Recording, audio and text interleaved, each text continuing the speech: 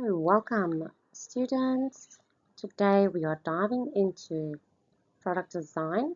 So this is one of the core parts of Cambridge IGCSE and design courses, as you know. And what I'm going to go through today is your product design paper. So we'll review the key principles and apply them to real life products and make sure you are ready to tackle the exam questions with confidence. So what we are going to look at is the standard of the responses expected for paper 1. We are going to include sample responses, and we are going through to look at the examiner's notes and annotations so that we can look at errors that might have been made that you can avoid them. So candidates' answers, one question on the A3 printed sheets, and then the last two things, use the prescribed structure and follow parts A to G. Okay, so the respondent to the questions, do not repeat the wording of the question. Explain and expand. So add why and how to your answers. Avoid generic adjectives like nice and strong, and rather use details words like stable, due to a wide base, for instance. You can use different words than just your plain words like nice or beautiful and so on. Alright, always link design choices to function. Hygienic surface, for instance, smooth, non-porous, easy to clean finish. And then write conscious technical explanations that show understanding, not just a description. Then think of the following. Why was it designed? What was the need, the want, and the value? The function, the aesthetics, ergonomics, cost, and the environment. Think of how development happened, like your concept, prototype, then testing. Where is it in its life cycle? Was there something that you had to complete? Was it something that you had to design from fresh? Sustainable features or improvements that you can think of, health and safety considerations. Then we are going to look at your sketching and annotation. So clear labeled sketches are heavily rewarded. So show joining methods, multiple ideas, and construction detail. Include improvement dimensions and method explanations so examiners can follow your thinking. Produce at least 3 distinct ideas with different approaches. So your materials, form or mechanisms. Use neat line work, exploded views, and section lines. Isometric improvement clarity. Okay, so annotated sketches. So here I'm going to go through like your do's and don'ts. So your to do. Do add labels which help explain your creative process. Do add details on techniques. Do add your text box with details and then add small text box to the right where you are going to put your different like dimensions, your width, your length, and your thickness, for instance, and then your dimensions. Remember to write down what your dimensions are measured in. Is it millimeters? Is it centimeters? Whatever you are working with. Then add arrows from annotation to the parts if they must fit into the parts. And then what not to do is don't write very lengthy comments. Just write short notes and labels. Don't annotate in a way that distracts attention from your work, example, writing over an area or over a drawing in a large text. Keep it simple and make the focus your design. Then, your materials, manufacturing, and tools. So, we are going to look at listing, outline, and naming, for instance. So, you're going to list specific materials. For instance, if you are going to use tin-free aluminium, varnished pine, or acrylic, avoid only use like words like wood or metal. If you're going to be using a type of wood, be specific, like for instance a pine wood. Okay, then outline. Give a step-by-step manufacturing outline sequence. Machines, tools, so for instance laser cuttings, pillars, pillar drill, and whatever you are going to use.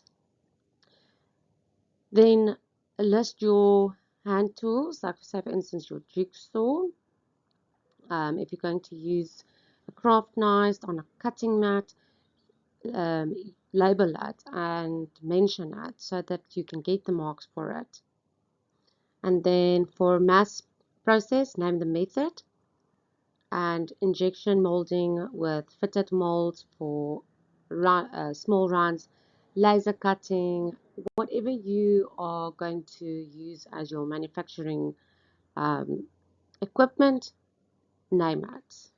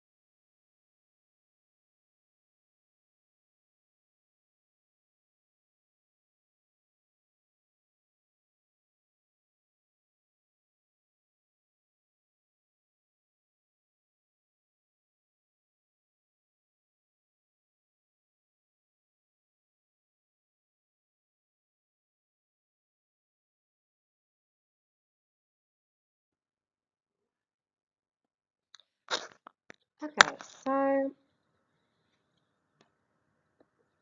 for this section, I'm only going to talk about part F and G of your question paper. And the focus on this is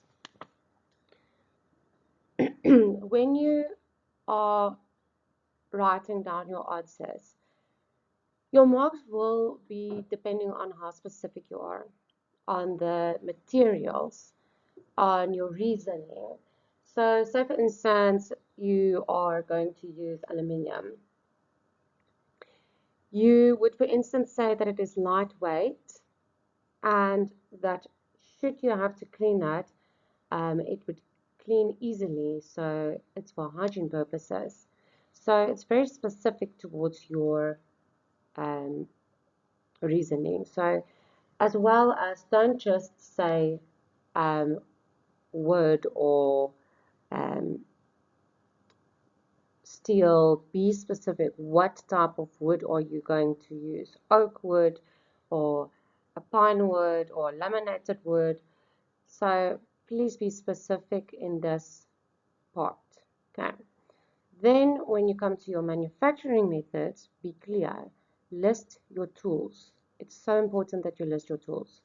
When we run through the paper, I will show you that it's important and why.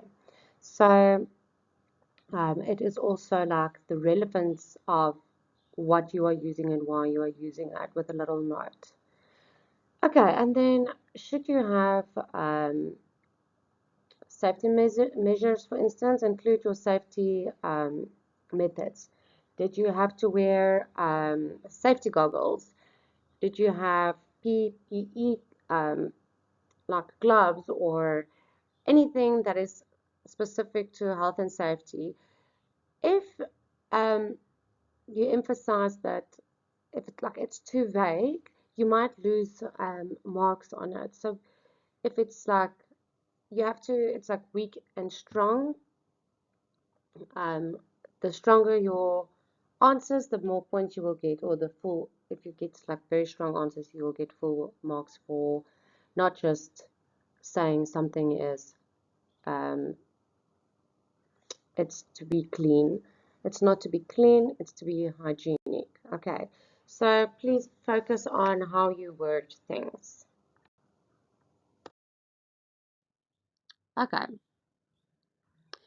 here is some common examiner comments that was picked up. The most important one is do not repeat the question. Explain your points with conscious technical language. Candidates must be more detailed orientated. For packaging handled devices, move beyond description to critical evaluation and clear justification of choices. Short answers lose marks. Write full conscious sentences that show rotational and understanding.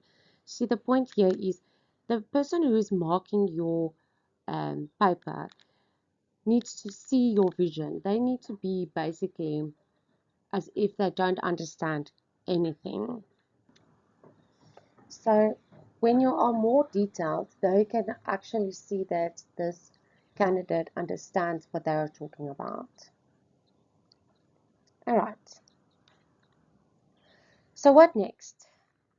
Go through your previous work done.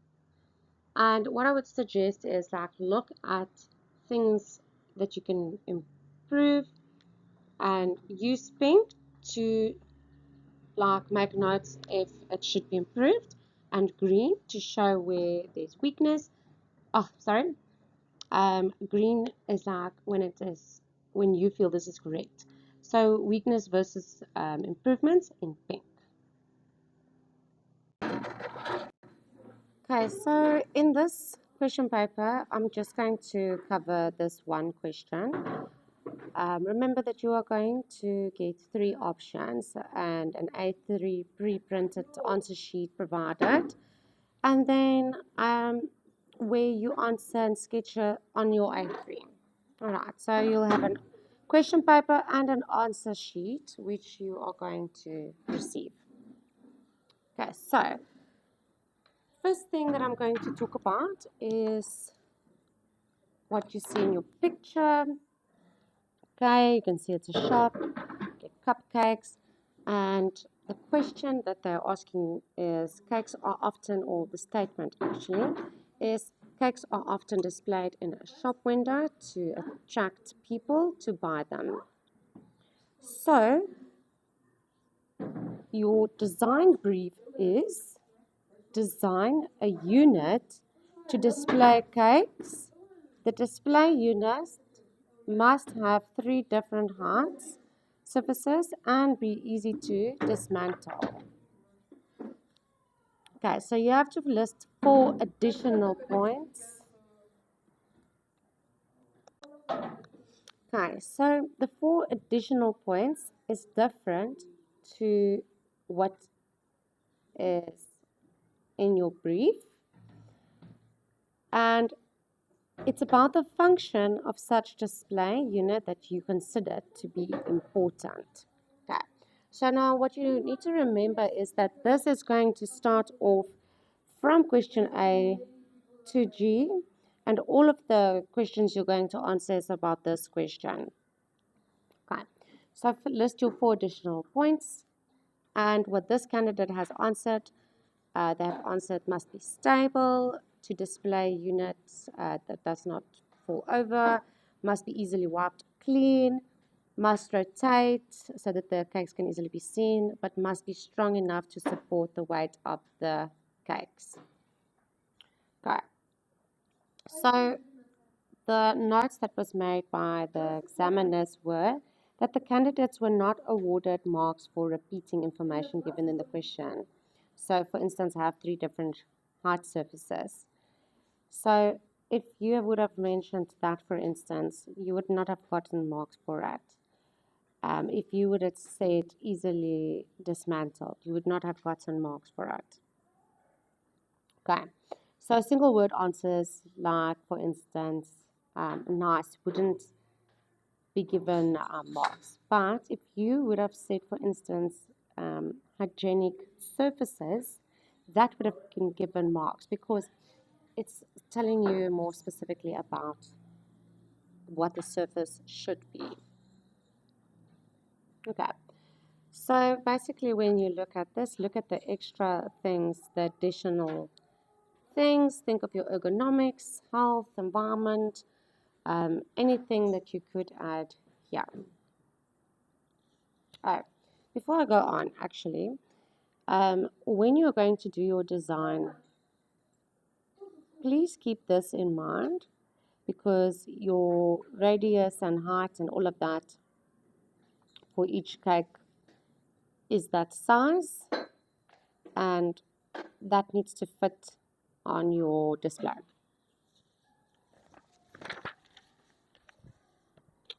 All right, now question B.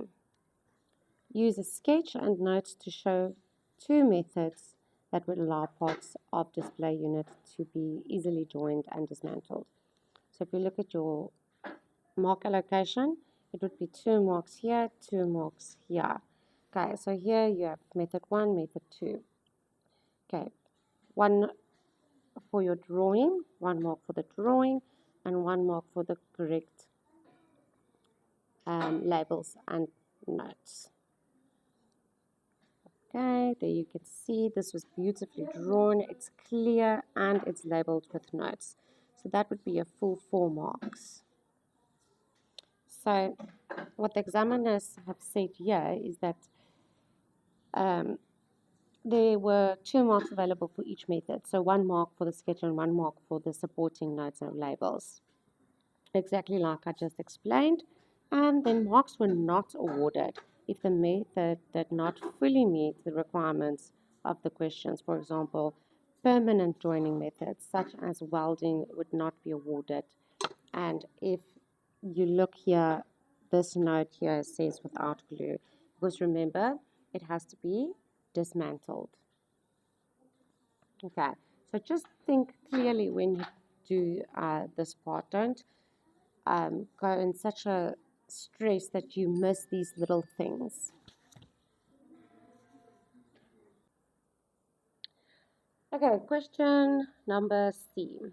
So here we are going to develop and sketch 3 separate ideas for the unit display cakes. Okay, so what I want you to remember here that is this is not your final product. This is your ideas that you are going to put down. And you don't have to put any dimensions, details, but obviously it has to be neat, nice lines, and labels and notes. So what I'm going to do is quickly run through the candidates' ideas. So when you draw your ideas, I just want to quickly recap here, sorry. You get your A3 paper, then you're going to divide it into 2 spaces to design 2 ideas. And then you can use the last space on the other side of the paper for idea number 3. Okay, so here it is clearly labeled pine shelves, and here is where they're going to display the cakes on the shelves, rubber feet so that it doesn't slip, and how they are going to join their shelves. Okay, again, no glue so that it is sticks to the design brief. Okay, so what I want to point out is the nice design what this student has done and the detail to their wood. For instance, they have made it nice and textured, and which is important because their lines is nice and neat, but the texture is shown as well. Okay, so that's idea one. Just a quick, before I move on to question 2, look at the 12 marks. There's a rubric that I would go over that explains how the 12 marks is allocated. Okay, so then idea 2, okay, awesome, nicely labeled, well, a nice little heading for this one, and nicely labeled. And again, how is it going to be put together? So your notes, labels and notes, sorry, and then again, very neatly drawn, and your accent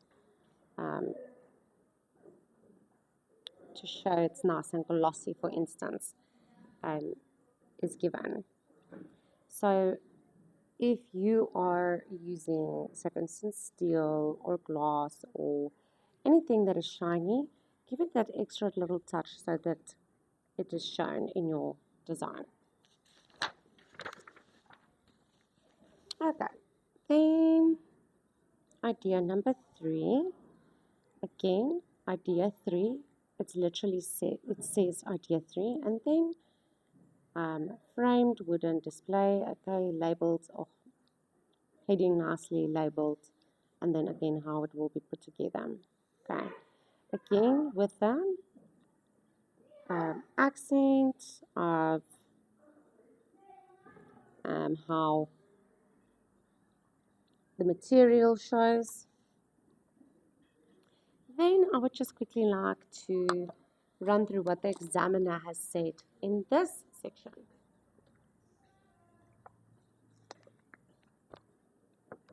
So the examiner says that candidates were asked to develop and sketch 3 ideas for the unit to display cakes. If candidates only gave 2 ideas, then the maximum awards would be 8 marks.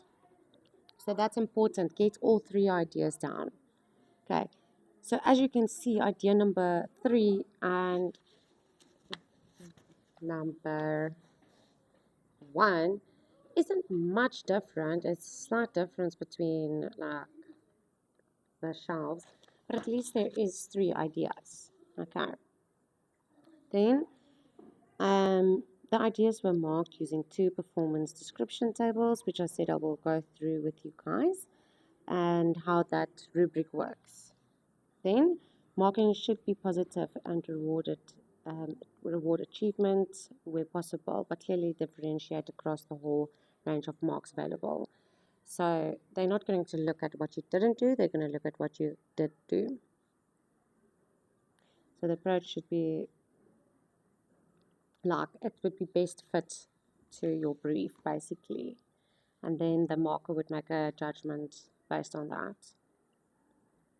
Okay, then it comes to question D, which is evaluate your 3 ideas. You're going to choose one idea at the end where you justify your choice. Okay, so that's important, okay, to justify your choice. Okay, I'm not going to read this whole entire answer. I'm just quickly going to run through what she or he, the candidate, did do. So they spoke about idea 1, and then they gave the positives or the pros of the idea. So things that stands out, it could be easily wiped off. It's aesthetically pleasing. The display unit has a large bottom shelf with rubber feet, which means that it won't maybe slip. Okay. Then not a lot of negative um, in this one, which I would say to add um, the good and the bad, even though it's almost perfect. Okay. Then this display unit has number 2, for instance, 3 round shelves. They are mentioning that the material is opaque, colored, and it will block the view. Okay, so what they are saying, which is good, is it could be viewed from all angles. Okay, so that's your positive. This is a bit of a negative because you can't see it, and they want to display their cupcakes to be sold. All right, then idea number 3. Okay, they're saying the display unit is made from pine and frames and 3 aluminium shelves. So aluminium is nice and light, and it's aesthetically pleasing. And then the edges might cut people when they like take the cupcakes in and out, which is a this is a positive and a negative. Okay, so before I go on to the chosen idea, you have to say one good thing and one bad thing by every idea. One positive, one negative. And do you see how nicely explained this is? It's not just a quick answer. Explain yourself properly so that you use words that are just like it justifies your answers basically. Like, for instance, aesthetically pleasing. You don't say it's nice. Okay, aesthetically pleasing is a much better vocab to use than nice. Then when it comes to this last part over here, where you actually choose an idea, it is so important to actually say, choose idea 2. Okay. And then your justification, your reasoning why. Now, if you think back to her answer for question of where she has answered for question 2, where she's actually evaluated it, she said that the shelves are opaque. So what she has done here, or he, is that they've given the positive, but then they've actually said that instead of the opaque, they are going to make it see-through so that the cakes could be seen. So she has changed her design brief by answering and justifying it.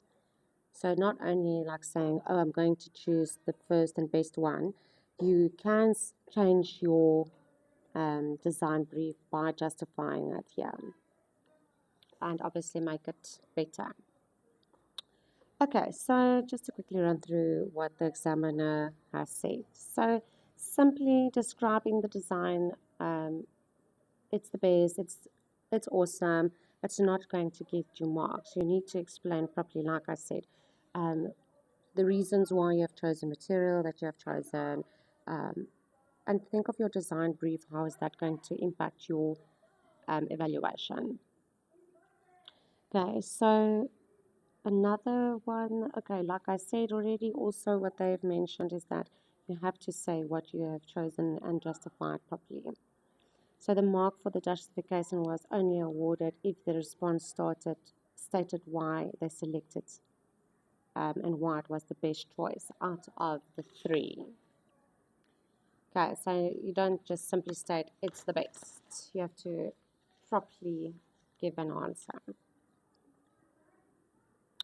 All right, then now we are actually going to do the design, and you have chosen your design. So in this case, number 2 was chosen. So now this is where you add your drawings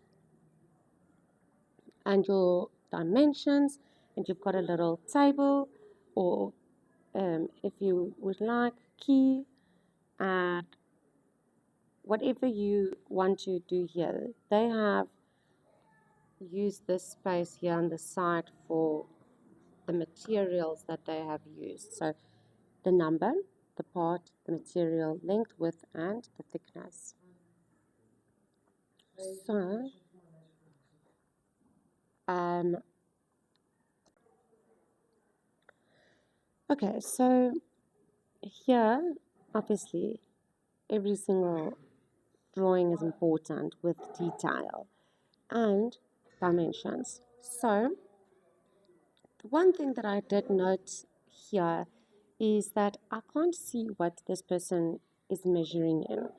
So is it centimeters, is it millimeters, is it meters, whatever it is, add it to your either in this little block here or here.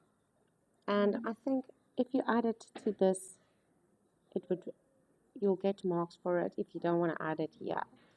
And then like for instance, know your symbols, radius, gain radius, and if you don't know your symbols, study them to actually use them. It's more fitting and you'll get better marks for it. Again, accents, nice little showing. So you don't have to be like the best artist, but you have to give detail and draw straight lines. Okay, so again, I just want to emphasize here, this is important for basically neatness and understanding your labels, your dimensions. Drawings, lines must be neat, and then of course you can add your accents. Okay. For this rubric, I will also go through it separately to the paper itself, and I will add that right at the end. Okay, so I'm going to move on to the next question. All right, so we're on the last two questions. So should suggest two suitable specific materials for the solution you have drawn in part E and give reasons for your choice. So say for instance, you have used aluminium and acrylic. Then you need to give your reasons, like for instance, your first material, aluminium. Aluminium is lightweight, it's aesthetically pleasing, easy to clean, and will not rust if it becomes wet when the parts of the display stands are washed. And then acrylic is available in a range of colors, easy to wipe clean, and does not require an applied finish. So that is all good reasons why you would have used that. Now, so for instance, if you look at their first idea, if we go back into the candidate's work, they said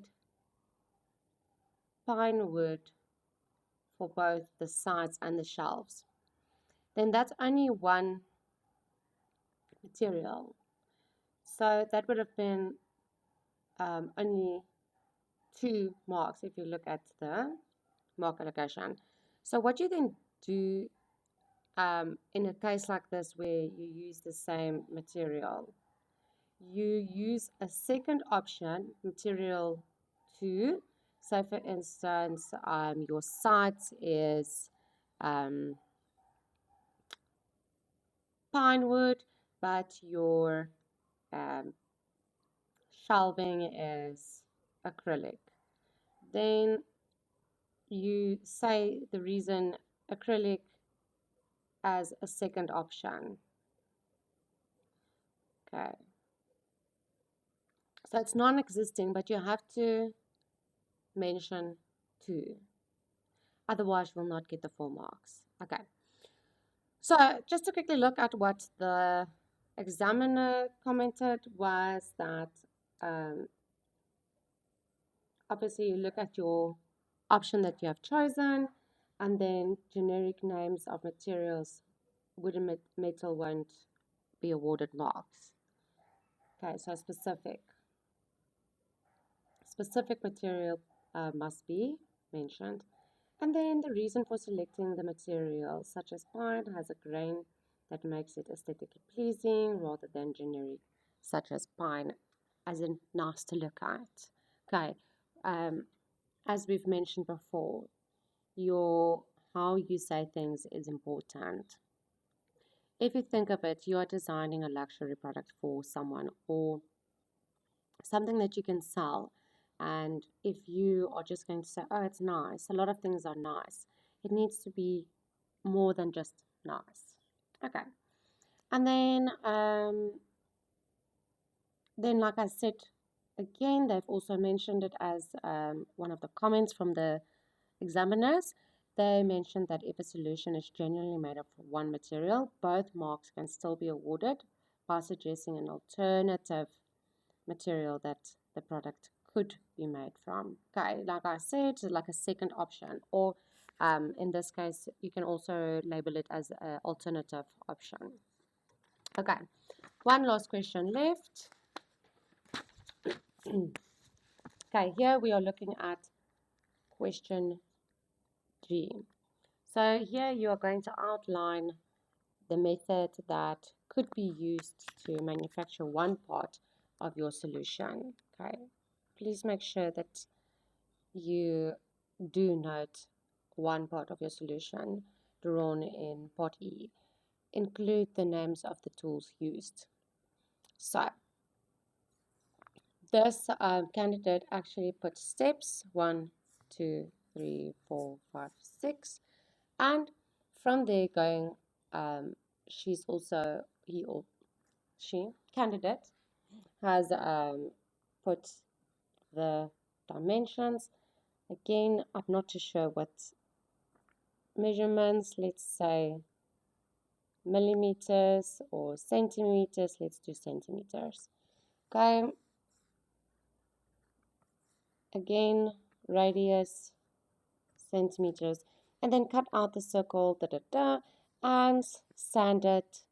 Then you file it, and then here, right at the bottom, got a little bit lost there. Separate the pieces of acrylic.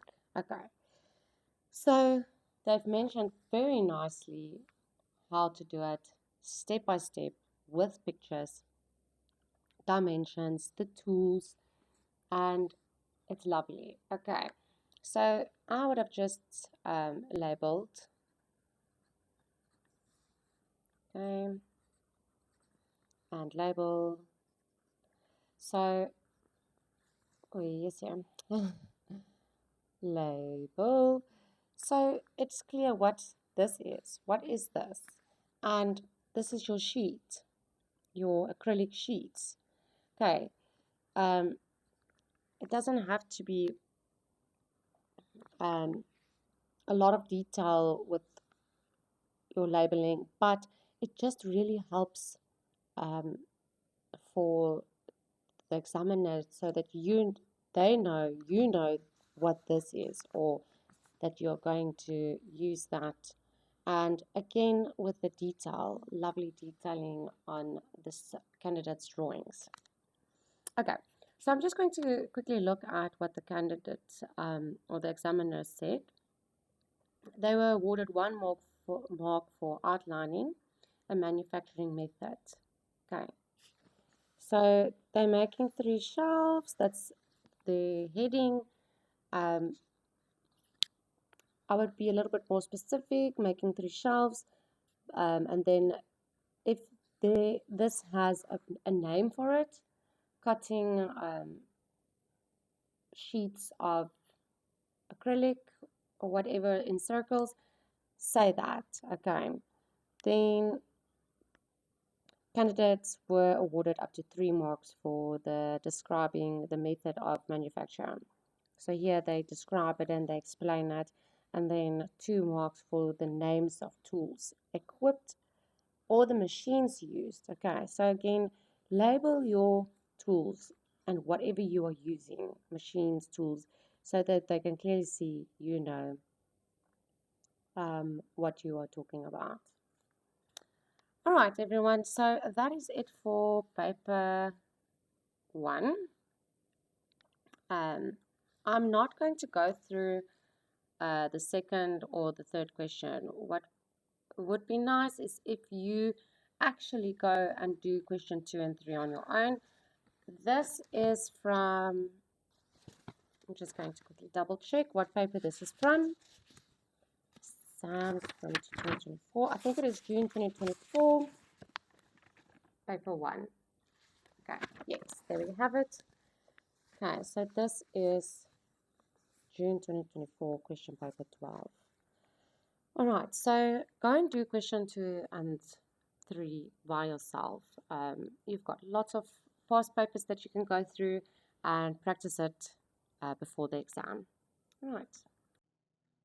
So, preparation tips.